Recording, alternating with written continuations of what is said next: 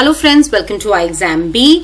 इस वीडियो में हम डिस्कस करेंगे गवर्नमेंट एग्जाम्स की ऑफिसर पोस्ट का एक कंपैरिजन।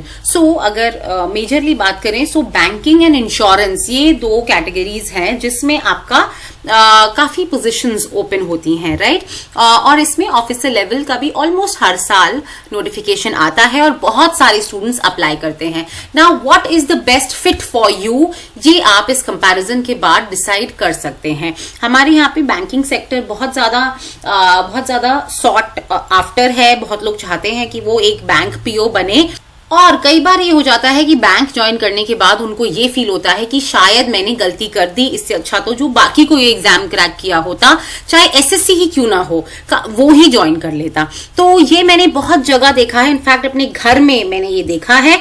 अब मैं आपको उसकी डिटेल्स अभी थोड़ी देर में बताऊंगी। सबसे पहले हमने कंसिडर करा है एसबीआई, आईबीपीएस और United India insurance company for insurance, because अभी इसका नोटिफिकेशन आउट है, तो इसीलिए हमें थोड़ा आसानी रहेगी उसकी सैलरी और ये सब डिस्कस करने में, राइट। तो फ्रेंड्स, इससे पहले कि हम कंपैरिजन पे बढ़े, मैं आपको अपनी वर्कशॉप के बारे में बताना चाहती हूँ। इंश्योरेंस सेक्टर में इतने सारे जॉब्स अभी निकले हैं और उन जॉब्स के लिए आप अप्लाई कीजिए, और एक बार जब आपकी जॉब हाथ में आ जाए उसके बाद डिसाइड कीजिएगा आपको ज्वाइन करना है या नहीं। तो इसीलिए इंश्योरेंस का जो जॉब है बिल्कुल भी मिस मत कीजिएगा, क्योंकि ये जॉब एक्चुअली आप इस वीडियो के एंड तक आपको शायद फील होगा कि इंश्योरेंस जॉब्स बहुत बेटर है बैंकिंग जॉब से, राइट।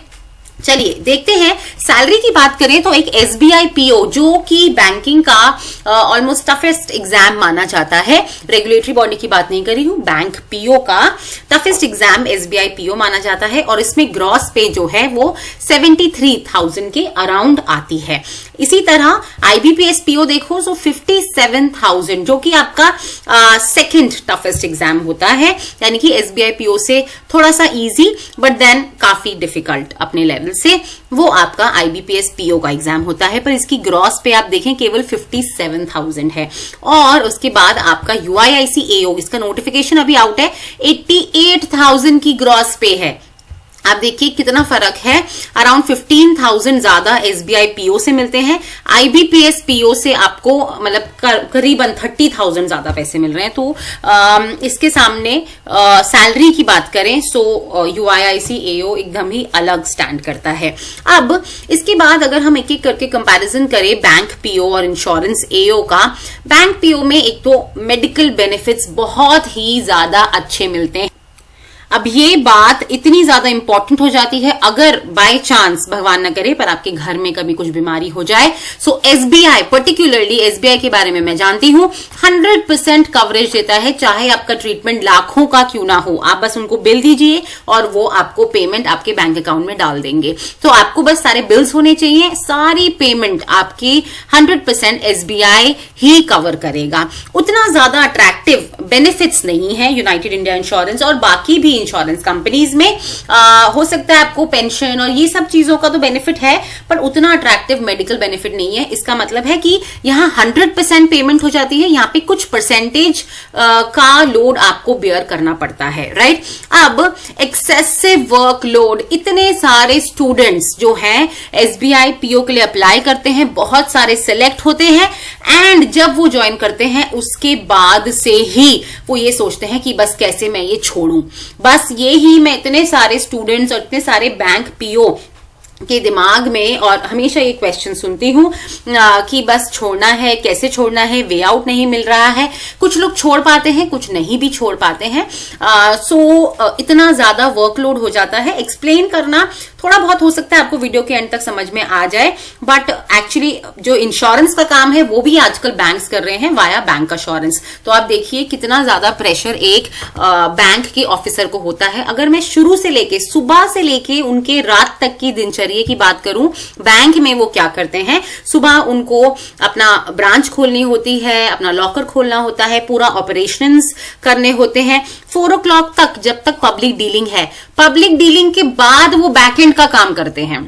तो देखिए उनको पब्लिक डीलिंग भी करनी है, उनको अपनी रिपोर्ट्स भी मेंटेन करनी है, जो भी अपना काम है, और 4 बजे के बाद उनके बाकी काम शुरू हो जाते हैं। तो आप देखिए यहाँ पे तो नेवर एंडिंग वर्क होता है एक बैंकर के लाइफ में, राइट। अब यस, जैसे कि वर्कलोड की बात करें, इंश्योरेंस में उतना वर्कलोड नहीं है बिकॉज उतनी ज्यादा कस्टमर डीलिंग नहीं होती है सबसे पहले तो, और फिर उसके बाद यहाँ पे बेसिकली कस्टमर डीलिंग के लिए एजेंट्स होते हैं। तो यहाँ पर जो एक ऑफिसर है उसको इतनी ज्यादा डीलिंग नहीं करनी पड़ती है। फिर उसके बाद बैंक की जॉब आप लोग को पता है, 2nd and 4th Saturdays are off, so उन दिनों 5 डे अ वीक होता है, बाकी 6 डे अ वीक होता है। अब ये भी फ्रेंड्स कहने की बात है कि 4, 5, 6 डे अ वीक, अगर आपके बैंक में के एटीएम में कैश खत्म हो गया है और वहां से कंप्लेंट्स आ रही हैं कि कैश खत्म है, स्पेशली एसबीआई की मैं बात करूं, कैश खत्म है करके फोन आ गया, आप अपने घर पे चाहे कहीं भी हो, इट इज योर ड्यूटी कि आप कैश को वहां पर एटीएम में लोड कराएं। एसबीआई बहुत अच्छी कस्टमर सर्विस देता है और उसका राज यही है, उसके पीछे की बात यही है कि जो उसके एम्प्लॉयज होते हैं उनको बहुत ज्यादा हार्ड वर्क करना पड़ता है, इसीलिए यहां पर वर्क लाइफ बैलेंस नाम की कोई चीज नहीं है, राइट। और इंश्योरेंस की बात करें तो 5 डे अ वीक है, 2 दिन आपको कोई परेशान नहीं करेगा, इंश्योरेंस में ऐसा माहौल है, बहुत अच्छा जॉब है, right. Customer dealing, SBI bank, कोई भी बैंक हो, कस्टमर डीलिंग वहां पे है ही, तो ये आपका एक लोग एज अ नेगेटिव ड्रॉबैक देखते हैं। और यूनाइटेड इंडिया इंश्योरेंस और किसी और इंश्योरेंस कंपनी में कस्टमर डीलिंग इतनी ज्यादा नहीं होती है। फिर एक जो बात बहुत ज्यादा चुभती है बैंक एम्प्लॉयज को, वो है कि अगर आप, बैंक का एक्चुअली एक रूल होता है कि जब आपका बैंक खुला तो आप अपना ब्रांच का बैलेंस चेक करते हैं कितना बैलेंस है, और जब पूरा दिन का आपकी प्रोसेसिंग हुई, किसी ने कैश डाला निकाला ये सब हुआ, उसके बाद का बैलेंस चेक करते हैं, तो वो आपके ऑनलाइन रिकॉर्ड्स और जो आपके पास कैश है उससे मैच होना चाहिए। अगर वो मैच नहीं हुआ, बाय चांस कैश की जितनी भी गड़बड़ हुई है, अकाउंट्स सीट पे या कैश सीट पे जो है, he will have to pay that difference from his own pocket।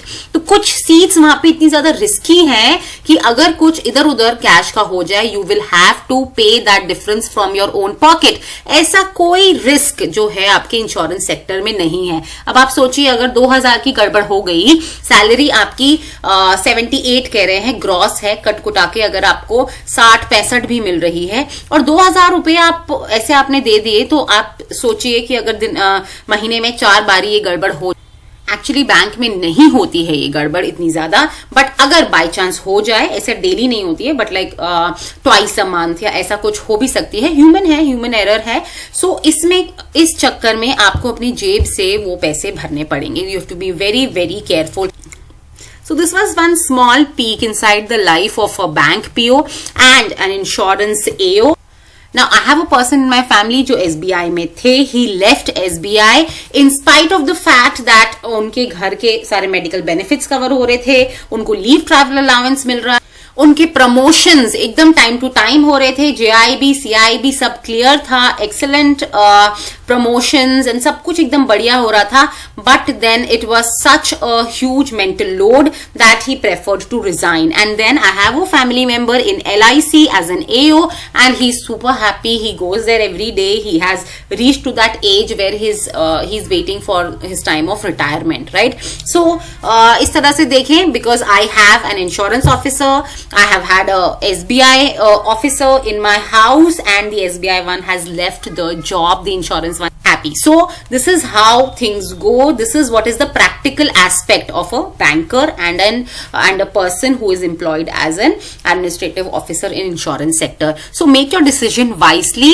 कोई भी फॉर्म आए उसको मिस नहीं करना है, आपने भरी जरूर, because you are here to get a job, चाहे वो इंश्योरेंस में हो, बैंक में हो, get a job and then you will be in a position to decide कि आगे कंटिन्यू करना है या नहीं, पर पहले जॉब जरूर लें। और इंश्योरेंस सेक्टर के जितने भी गवर्नमेंट जॉब्स हैं, इनके लिए हम मंडे 15 जैन को 8 PM आपके लिए एक वर्कशॉप लेके आए हैं, हमारे क्वांट GA, और मैं खुद आपकी इंग्लिश एक्सपर्ट आपको गाइड करूंगी।